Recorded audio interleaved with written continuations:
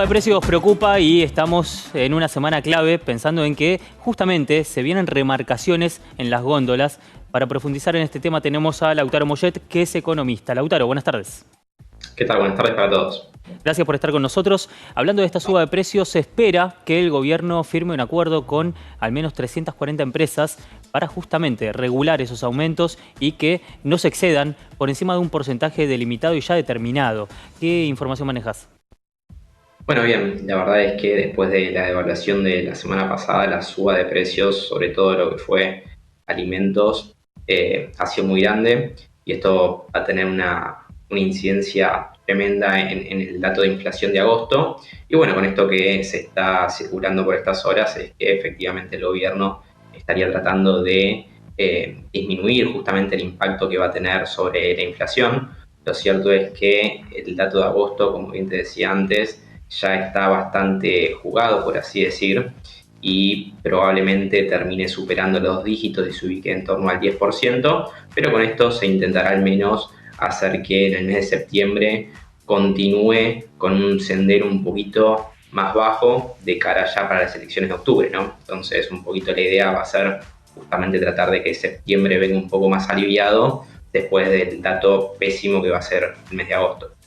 Según las consultoras, como decías, la inflación de agosto sería de entre el 10 y 12% y en septiembre saltaría tal vez más cerca del 15%. Y pensando en sostener ese número, que no sea aún mayor, ya ese número es abismal, pero ya que no sea aún mayor, se planea desde el gobierno sostener, ¿no?, precios justos, incluso con delimitaciones lejanas a ese porcentaje inflacionario.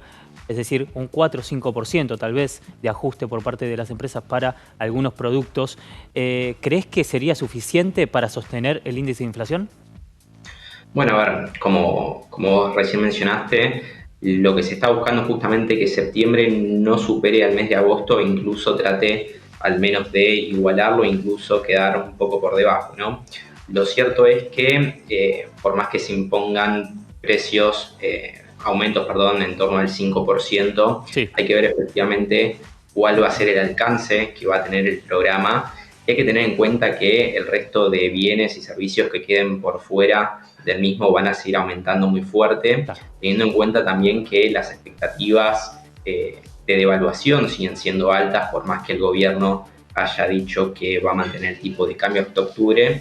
Lo cierto es que hay quienes piensan que esto no va a ser sostenible y en consecuencia ya se están adelantando un poco y por lo tanto también estamos viendo estos nuevos ajustes de precios después de lo que fue la gran devaluación de la semana pasada, ¿no?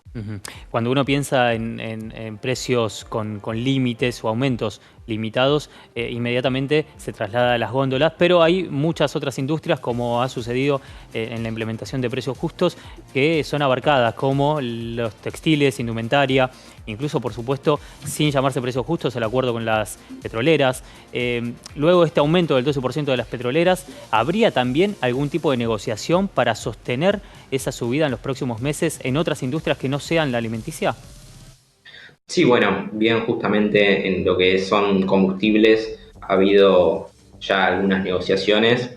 Lo cierto también es que muchos se han puesto desde el lado de, sobre todo los dueños de las estaciones de servicio se han manifestado en contra de esto porque dicen que no termina siendo rentable y ahí un poco viene de la mano justamente con lo que estábamos hablando antes de posibles nuevos aumentos del tipo de cambio, ¿no? Ujú. Hay que tener en cuenta que los bienes transables se ven fuertemente afectados, ¿no?, por estas devaluaciones y por lo tanto tratar de mantener un precio que queda por debajo de los aumentos en el tipo de cambio para los bienes transables no termina siendo algo rentable, ¿no?, porque esos bienes en el exterior tienen un precio y acá, dado que se pone esas cotas superiores, terminan vendiéndose a un precio inferior de lo que es el precio verdadero de mercado, ¿no? Y por lo Claro. tanto eso termina afectando justamente a